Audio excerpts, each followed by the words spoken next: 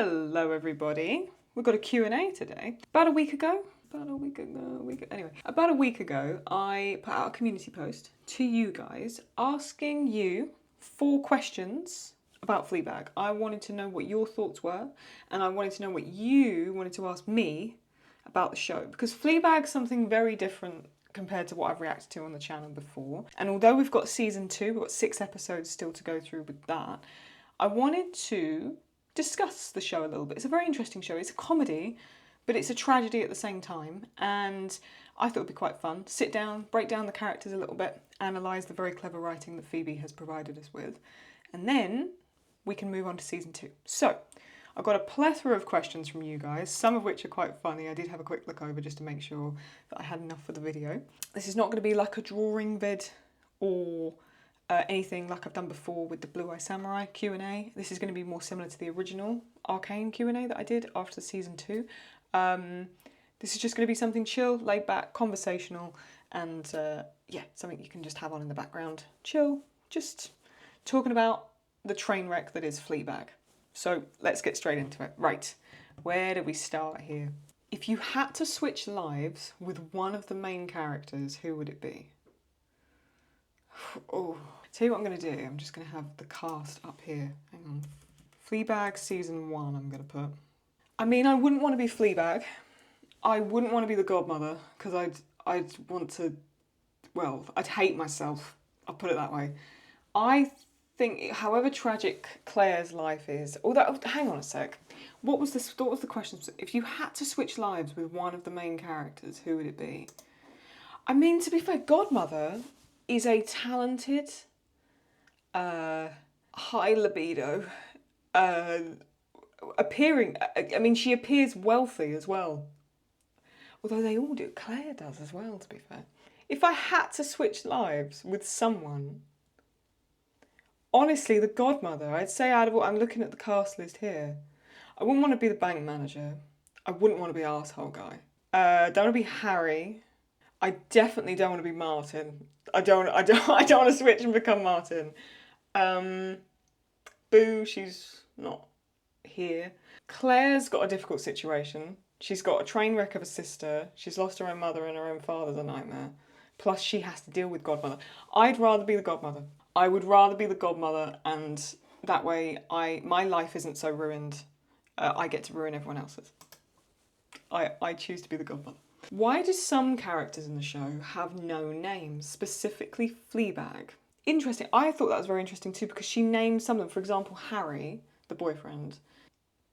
She seems, I'm looking at the cast list here, she seems to give no name to, or sort of nicknames. For example, so you've got Fleabag, then Boo, which feels like a nickname. Then you've got Arsehole Guy, Bus Rodent. She seems to give names to people that she either can't face and needs to detach from, or people she doesn't care about, and it's almost an archetype for the person. So Arsehole Guy, it's just the arsehole guy. Like, that's all she uses that for. Same with Bus Rodent. That's all she considers him, is just this thing that was interested in her. She doesn't really care. Boo, see, I think Boo is a nickname. I think that's almost like the name that she's given to that character. Fleabag, it's almost like a detachment thing for me. Is she can't give that character a name because she can't face herself. So instead she just calls herself a Fleabag, you know? She will give nicknames to things that she wants to detach from. Whether it be the guys, arsehole guy or Bus Rodent, or herself. That's the way I personally look at it. In terms of, do I have a favourite scene? And what is my least favourite scene? My favourite episode is the retreat, because there's a big shift that happens in that episode. And I would say my 2 favourite scenes in that is the one where she gets into bed with Claire, and there's a complete shift between those 2 characters, because Fleabag's trying to open up and actually connect with her, and then Claire the next day almost just like, I can't face this anymore, I'm gone, right? And that's where she leaves the message on the chalkboard, and then Fleabag listens to the voice message from Boo. So there's a good shift there that happens after that scene. The other is the conversation with the bank manager, where he's talking, he says, I just want to be normal, I want to be a human. You know, when he talks about, I want to just put the cups in the dishwasher and then get them out again. Because that is initial shift for her, Fleabag, and he then comes back to become a very, very poignant character in the end as well, in terms of that transition and the realisation of, you know, that she did those things to Boo's boyfriend and then in turn affected Boo's life. I would say those are my favourite. My least favourite scenes, there isn't a scene that I haven't liked. Every scene has its own purpose. There may be some people that don't like the sex scenes because they're considered a bit too raunchy and a bit uncomfortable, I imagine, for some people. It doesn't bother me at all, but then that's probably just British humour as well that plays a role in it. Least favourite scene in terms of awkwardness. Claire's birthday party. The kiss. In terms of like just something that makes you kind of feel absolutely repulsed. That or the reveal in the finale when Claire says, after what you did to Boo, and Martin sort of smirking at her, that sequence as well, that it's when I say least favourite in terms of it hurts. You know, it's not least favourite. I love the show, and there hasn't really been a scene that I've felt has not been useful. Every scene has its part to play. In terms of a scene that makes me like wince, like kind of go like that, it's one of those two, I would say. The fact that she slept with her best friend's boyfriend is truly awful, yet we feel sorry for Fleabag instead of hating her. How do you think Phoebe Waller-Bridge managed to do that? I think the clever part of it is because you see the people that surround her. You see that actually, however awful the decisions are that she makes and stuff, she's actually still quite lovable, whereas someone like Martin is not lovable at all. The godmother is not lovable. They are spiteful people that are manipulative and really quite revolting. Fleabag is in her own way, but also, like, she's still self-aware, whereas the godmother's not. So, like, I'll put it to you this way. If someone tripped and fell in the street, Fleabag would help them up, right? Like, that's what I mean by that. The godmother wouldn't give a shit. And even if she did, she'd only do it to get attention about herself. And Martin would sort of be the same. Even the bus rodent is very poorly self-aware, right? And doesn't really give a damn about anybody, just about himself. So, however much Fleabag is an awful person, she's also not, because you can see the way she still tries to look out for Claire. She's still trying to show up for her father and the godmother, even though she doesn't like them, really, at this point. She doesn't really know where she fits in her own family. She's actually still trying to show up and be a daughter to someone. So I think it's because you see that in many ways she's unwilling to take accountability and not really move on from things, and she's not really willing to accept what she's done. But at the same time, she's actually quite tolerable compared to everyone else in the show, and I think that's why you have still that emotional attachment to her, as opposed to a complete detachment from the character. But it's interesting, right, because she plays the role of an antagonist and a protagonist. I've seen a couple of questions similar to that. So, yeah, I think that's why, because she's actually, out of all of them, I'd still rather sit and have lunch with Fleabag than Martin. She's actually still quite tolerable, if you know what I mean. After seeing Fleabag and Boo's relationship, do you think Boo will forgive her if she was still around, or would they drift apart? No, I think that whole thing there. Although Boo actually seemed someone quite needy, and it was almost like they needed each other, so maybe it would have become really a toxic friendship, actually, is that she would have maybe got rid of the boyfriend. Although, here's the thing, I'll put it to you this way, because all she wanted to do was get injured so that she could get his attention, so I don't think Boo has very good concept of trust and friendship and actually who you're supposed to keep around and who you're supposed to not keep around. So I actually think that could have gone really sour. It's terrible that Boo's not here, but I don't think it would be any better if she was, if that makes sense. I hope I'm making sense with that one. From all the men in season 1, can you rank which one you might date and which you don't ever want to meet? Okay, what a question. Who is a no-no? Harry's the best option. I genuinely feel that. Even though he's a bit weird, he actually tries, and he would be the most tolerable, I would say. I'd say arsehole guy's a huge problem for many reasons, but I would say he's a sort of man that shows you intimacy when he wants it and when he wants to get what he wants to get. But in terms of the concept of dating, hopeless. Plus, his mind seems to be in different spaces, let's put it that way. Boo's boyfriend, out of all of them, seems the most sane, but we know that he cheated on Boo, so we know from his dating history he's probably not a good option either. Bus Rodent is insufferable.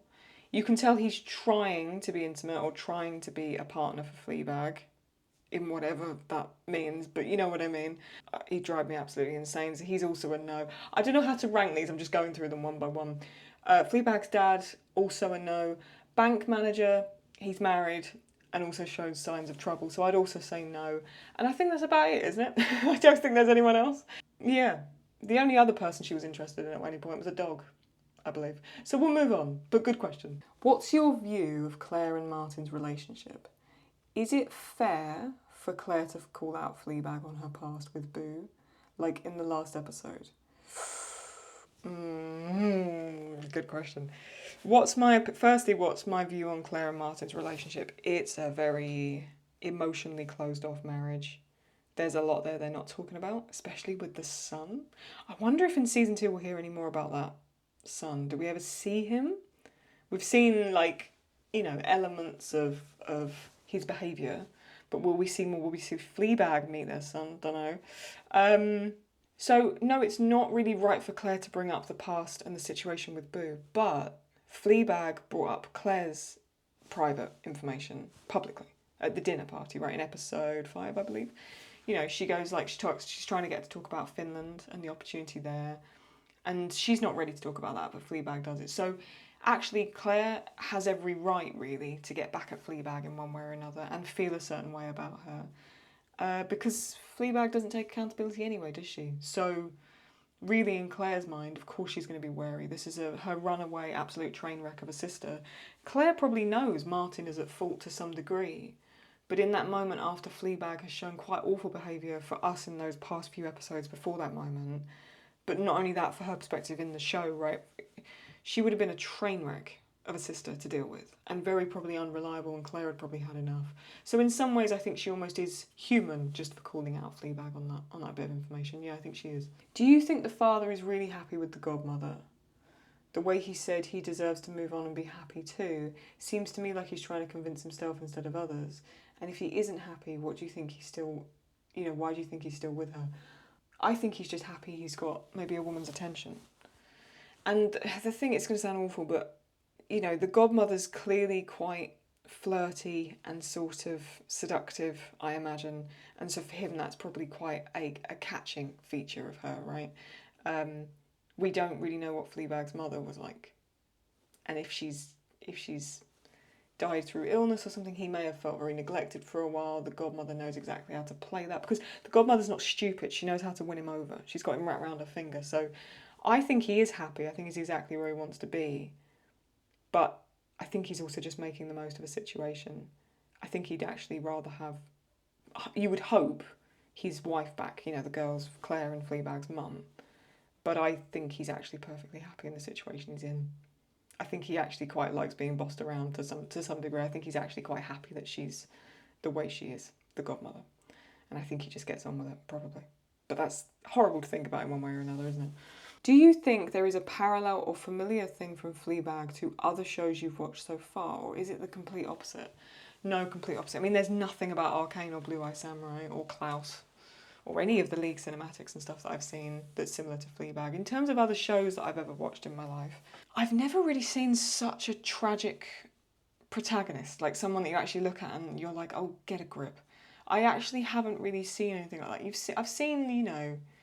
I've seen other shows and movies where the protagonist isn't necessarily a good person, but not in this way, not to this degree. This is very unusual, I think, and I think we're seeing a side to writing that's very clever, because I think that's why I've had discussions with people in the Discord and things. Some people just really don't get the humour of it, they don't find it funny. I've had even people say to me, I'm not going to watch this, it's not for me. This show's very, very different. It's not a standard comedy, and I think the character of Fleabag is very complex. She's quite hard to like. I don't know of another show personally, or nothing that's coming to mind. If it does, I'll comment underneath, or when this video goes out, I'll add some extra little footnotes and things. But there's nothing that comes to mind as of right now of another character that's made me feel like Fleabag has. Prediction on season 2. I hope Fleabag has a different form of love interest. I hope there's someone that is a bit nicer to her and that she finds an element of happiness within that. I really do. I really wonder how the whole situation with Claire and Martin's going to unfold. what's going to happen there? Is there going to be more trouble, or is that going to reside and actually they're going to make amends or be able to deal with it? I'm interested to see that. And same with the son. Do we get to see more of that dynamic between the three of them as opposed to the two of them? And I think the godmother's got something up her sleeve. I don't think she's going to let that slide with what happened in the finale with the, you know, the holding the drink and then dropping the tray. I think she's gonna get Fleabag back for that at some point. So I'm interested to see what she's got planned. There's no way she's going to let that slide, for sure. What do you think is happening with the named/unnamed characters? At first I thought she only named people important to her, like Boo or Claire, but then would she not name her mum and her dad at least? And not Martin? Right, this is, yeah, what's the criteria for her naming the characters? So went over this briefly, but this is sort of a more in-depth question, so this is good. Yeah, that's what I was trying to work out, is does she name people that she doesn't really give a shit about or not? I don't know, because why would you give Harry and Martin a name but not Arsehole Guy and the Bus Rodent, or as I call him, Bugs Bunny? Yeah, she seems to name characters. She seems to name characters in a certain way where she will neglect and she wants to create space and retract from some of them, and that's why she gives them a nickname. And probably, from what we see with Fleabag, she doesn't take a lot very seriously. There's probably a part of it that she enjoys in her mind, right? Is she's just going to call him the arsehole guy? Like, in her mind, that's how she looks. She doesn't say his name's Tom or something. She's not really going to think of him as a Tom. Just for her, it's arsehole guy. I think she almost finds a sense of humour. If you imagine the character, we're seeing everything through her internal monologue. She probably finds it very funny to just, you know, she doesn't call the godmother Bunny, she's just the godmother. I think there's probably an element of it where she finds that quite satisfying from the character perspective. Yeah, that's the way I look at it. If you could draw a one-page comic, which characters would you have in it and what location? A bit like the ClaudieTV things that I do. I would say, because I looked at these questions yesterday evening before filming this, and I was actually thinking about that when I was laying in bed and getting ready for bed. I really like the scene where her and Claire are sat there at the mother's grave and they're kind of talking about things. I would love to draw something where you draw Claire and Fleabag as different sort of the animated ClaudieTVs. I'll put a picture just in case you're new to the channel or something like that. I have this kind of drawing style. I drew the characters of Arcane in that style, and I'm soon to be drawing Blue Eye Samurai characters in that style as well. I would draw Claire and Fleabag sat on the bench, just talking, looking at the grave, but a little squirrel walks by. And then they do, because you know in the other scene when their dad talks about how their mum used to joke about the squirrel noises and they used to go run, run, run, like that bit. And I would draw the two animated characters sat there on the bench giggling, you know, pretending to imitate the squirrel at the mother's grave. That's what I would do. I'd sort of make up a scene and merge two things together. But that would be sort of a little comic strip that I would draw. I was going to do that today, but I wanted to do this more as just a conversational Q&A. Maybe at the end of season 2, or maybe we'll get a scene in season 2 that might change my mind. I might prefer drawing something like that instead. But yeah, good question, by the way. I really like that. Do you think Fleabag was always like this, or was there some event in her life that made her change drastically?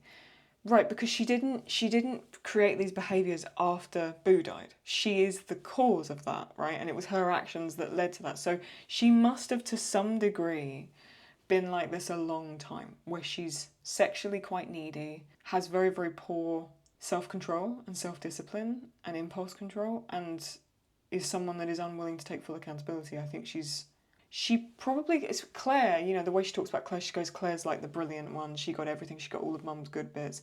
She probably feels like the letdown, and she's probably played into that archetype that she created within her own head. So I think she'd always rather be the runaway train than actually be the daughter out of the two of them that gets her shit together. So I think, no, she's always been like this, but it probably was exacerbated and got worse after Boo passed away, I imagine. Probably because she can't face the guilt, I imagine. Given what you knew of the show before you watched it, as opposed to now, do you think it was accurately described by the people that recommended it? Yes. Yes. I was actually, some people said, I don't know if Claudie's going to like this, it's not really her thing.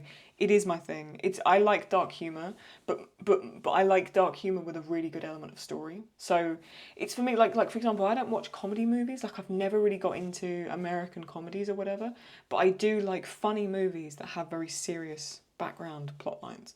So as long as something's funny with really good storytelling and it's worth it, and people described it to me as a very clever, well-written woman in a show where she's very unhinged, you know, and that's exactly what we've got. But there's also a wonderful bit of story in the background that I'm hoping season 2 kind of leans into even more. I think the show could go anywhere, and that's what interests me more than anything else, is I literally don't know what's going to happen next, and I really, really like that. You've described the show as very British humour previously. What do you think this says about us as a society? Well, the British, we're very... I was talking to somebody about this in the Discord, actually, in a live voice channel in Claudie Corner. We was talking about Fleabag versus American humour, like British versus American, and the way I said it is British humour is...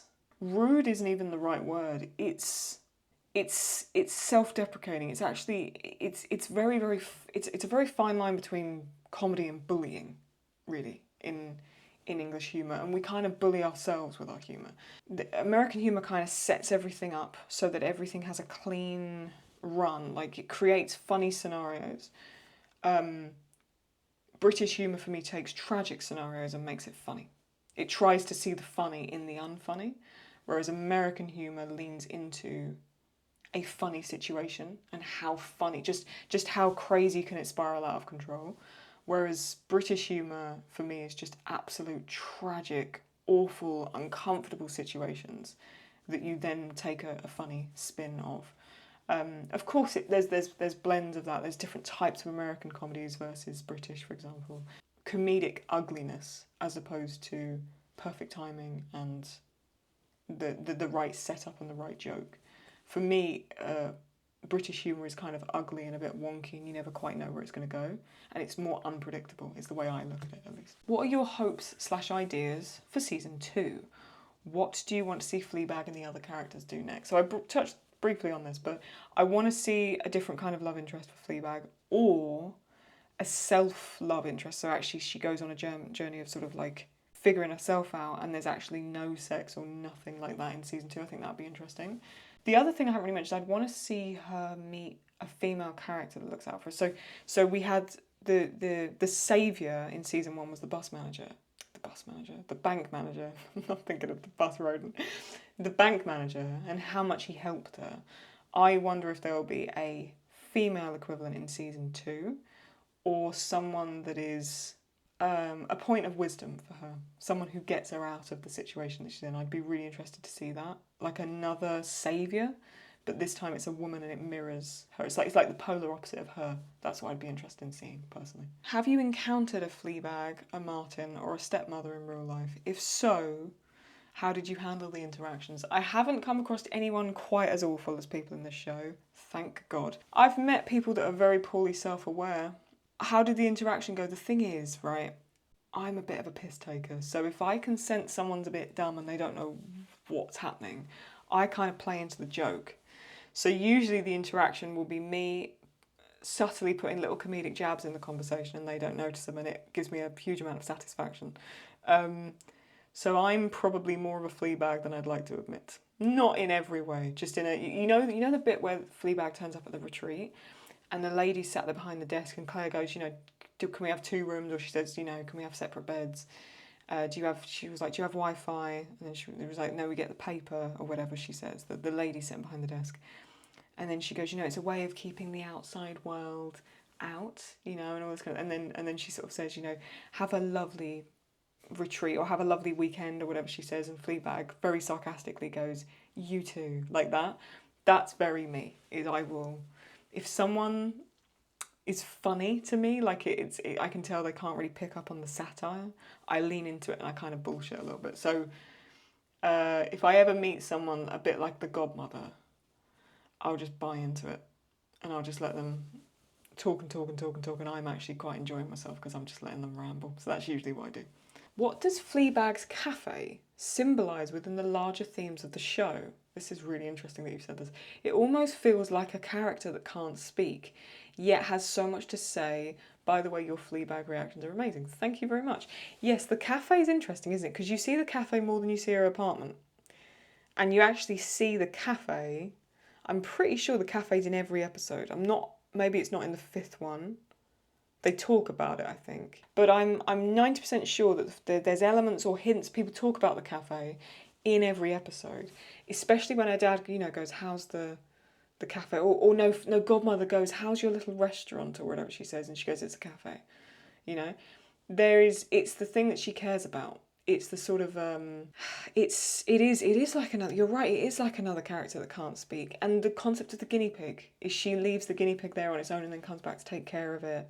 It is like it's something living and breathing. Maybe the guinea pig symbolises that, is it's the last thing she has to keep alive. She's got no business, she's got no customers, we barely see anyone in the cafe. The only thing she's keeping alive is the guinea pig theme, and the guinea pig itself might represent a theme in the broader things of the cafe. It's a really good question though. I wonder what we see in season 2, because we know that because the bank manager came and helped her, she's probably going to get that small business loan. What are we going to see there? What's she going to be able to do with the cafe? Is it actually going to become a bit more successful? Or is she going to make another fuck up? And is it going to go downhill even more? So I'm interested to see what happens with that character of the cafe. Good question, actually. I like that. How do you believe Fleabag's fourth wall interactions shape the viewer's perception of her journey and the series' core messages? I think it's brilliant because it's like you're... Okay, so the way she does it, I feel, is very, very clever, because every fourth wall break up until the reveal, we're being let on a little secret, right? So there'll be the moment where she sees Bus Rodent on the bus and she'll sort of be sitting like this, right? So she'll be sat there and she looks at us and she sort of goes like this, right? Or there's bits with the godmother and she'll roll her eyes at us. Or with Claire and she's letting us into little things about Claire. All of it is we're getting closer to her. It's like we're like buddies sat at the back of the classroom giggling. That's how it feels. Then the reveal comes along, the fourth wall break happens, and this is the first time it doesn't happen voluntarily by Fleabag. She doesn't let us in. Claire lets it slip, and then we get let in, right? But more than that, she didn't want us to know. It was the one thing that the character didn't want us to know and didn't let the guard down that we could see. And she didn't want it to happen. So that's why it feels so uncomfortable. It's very, very cleverly done from the writing and then also how they film that and how shocking. It feels like she's cheating on us, right? By other people know information that we didn't. So it was very, very clever. Between the godmother and Martin, who do you dislike more? From a character perspective, the godmother is more entertaining, and so I enjoy looking at what the godmother's getting up to as opposed to Martin. In real life, I would find the godmother absolutely insufferable. I could probably tolerate Martin more, weirdly enough. Because I feel like Martin, as long as he's not drinking and he's not looking to kiss anyone, he's tolerable to a degree. He'll just kind of shut up because he doesn't want to be there.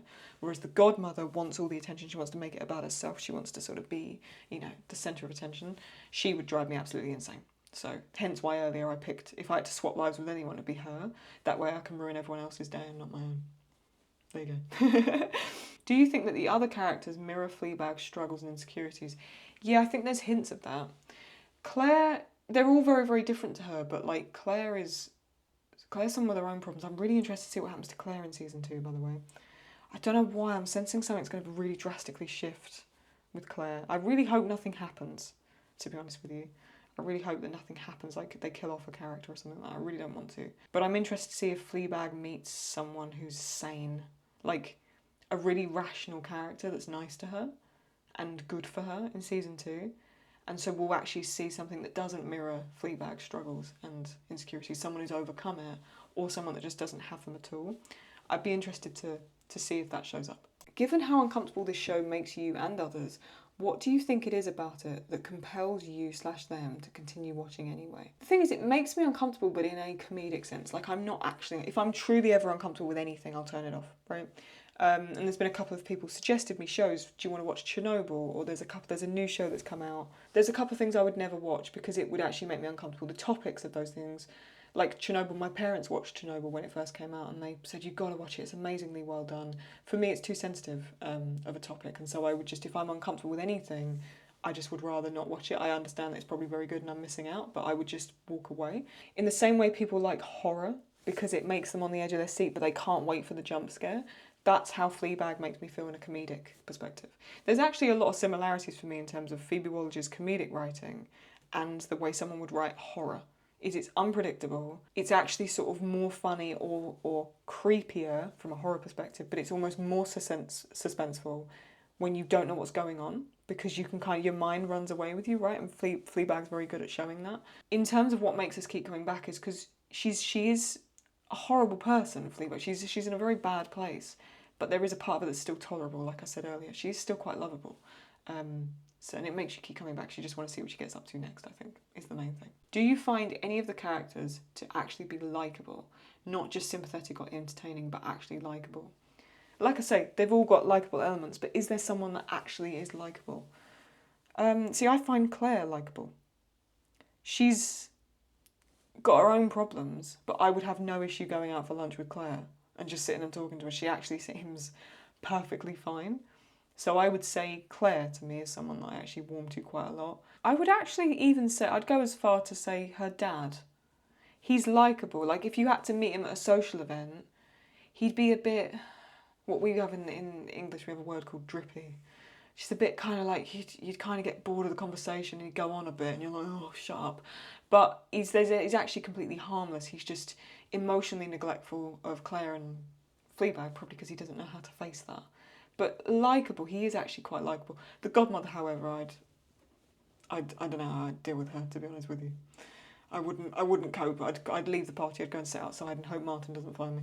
In what ways do you think Fleabag, the show, challenges typical portrayals of women in comedy? I can see where this is going. That's a good question. Fleabag herself is far from the typical comedic lead. Her flaws, contradictions, and struggles are often at the forefront. How do you think the show uses humour to explore more complex and uncomfortable topics for women? And does it break any conventions of how women are usually portrayed in comedy? Yes. See, I like that question a lot. A lot of people I've seen this online, I've seen Reddit threads, because when I finished season 1, I wanted to learn more about it and prepare for the Q&A. A lot of people don't like the show because they think this is showing like a modern woman. I'm not going to get too political here, but they're like, this is what happens to women when you let them have sexual freedom and all this kind of thing. And that just goes to show how some people don't get the writing, because Phoebe Waller-Bridge is not in any way advocating for this behaviour. She's highlighting how awful the behaviour is through a comedic perspective, and some people can't understand that, and that's always quite funny to me. The show itself is not trying to glorify promiscuous sex, lack of accountability, and just generally being a person that everyone else has to kind of look out for because you can't take care of yourself. It's highlighting what happens as a consequence when you don't take care of yourself. And it's going to begin to break down some comedic barriers for the idea of a woman in a comedic context. It's going to take some time because people still, I even see it in the comments, people going, this isn't for me, I don't like the raunchiness of it or whatever. That's the point. And some people haven't got that, which I found very interesting. It's going to break down some barriers. It's going to break down some traditional conventions of how women are portrayed in comedy. It's going to take some time because some people won't get it. But Fleabag is a step in that direction of being able to write very complex situations from a comedic perspective. And I think it's a really, really good start. It's the first time I've seen something that heavy. Yeah. Fleabag's sexuality often serves as both a coping mechanism and a form of disconnection. How do you think her approach to sex reflects her deeper emotional isolation? Is she using it as a way to avoid confronting her feelings, or is there more to the sexual experience than just a way to numb the pain? I think she enjoys it. She says that, I don't know the full quote, but she says something along the lines of, someone wanting your body. She likes the sexual fixation on herself. So she's someone who hyperfixates sexually, and I think she likes it when someone is sexually fixated on her. I think that's a real ego boost, and that's probably why she leans into it so much. That's what I like about the retreat episode, is it's the first episode you don't see her in a sexual context because she can't be, because she's not in a place where that's available to her. And that starts, for her, the emotional downfall, because things start going really wrong, which then leads to the reveal in the finale. But it unlocks, after that whole situation, it starts to unlock a hell of a lot more regarding her sexual function, I think. So, yes, I think she's very sexually fixated, probably because she enjoys it. Shame, guilt and self-sabotage are recurring themes in Fleabag's life. Do you think her choices are always consciously self-sabotaging, or are they more a result of her inability to cope with her emotions? I'll be honest, I think it's the same thing as the sexual kind of side of things. I think she almost enjoys being a train wreck. To a degree, I think she doesn't know how to get out of it, but there's a part of her that if she really wanted to change, she'd stop. She'd go and get help. She does have people she could turn to regarding Claire, etc. I think there's a part of her that would rather just not face it. She kind of likes the self-sabotage, which sounds awful, but I think that's really what's happening there. She does like leaning into what she's familiar with, and what she's familiar with is poor accountability, distracting herself with sex, and making a joke out of everything. And I think now, after the reveal in the finale, she can't do that anymore, which is why I'm really interested to see where that goes in season 2. Claire experiences a lot of internal conflicts between ambition, loyalty, and self-worth. How do you think Claire's struggle with her career and her relationship with Fleabag then shapes her character arc? I think it's interesting because Claire herself isn't like a mother. She doesn't have any children of her own. She has Martin's son. But I think Fleabag is almost like something she has to take care of. I think Martin's probably quite useless as well. She has to take care of him. Then she probably emotionally has to take care of her dad. For her work is her release, actually. And that's why she was probably so interested in that Finland job offer. Because she is a carer of everyone else. No one really cares for her that much, you know? Do you think her ambitions conflict with her need for approval? Possibly. And how do you interpret the dynamic between Fleabag and Claire? They both support and undermine each other, especially when it comes to their respective emotional struggles. Yeah, they're actually both quite emotionally immature sometimes to each other. But I think Claire still has the upper hand in terms of who's more mature. Fleabag should not have called out the whole Finland thing. And Fleabag was far more inappropriate to Claire than Claire ever was to her. I think Claire had just had enough in the end, if I'm honest with you. I think she was just done with all of it, which I would be if that was my fucking family and I was come to terms with everything and catch up with the family. I wouldn't be able to tolerate it. So I think Claire in the end is pretty much done. I think she's done with trying to deal with them all, which I don't blame her. The show touches on a lot of deep emotional and social themes. Which ones resonated with you the most, and how do you think the show explores them in a way that feels fresh? Grief and loss have been shown very well in the show, not just with Fleabag and her mother, but also with Boo.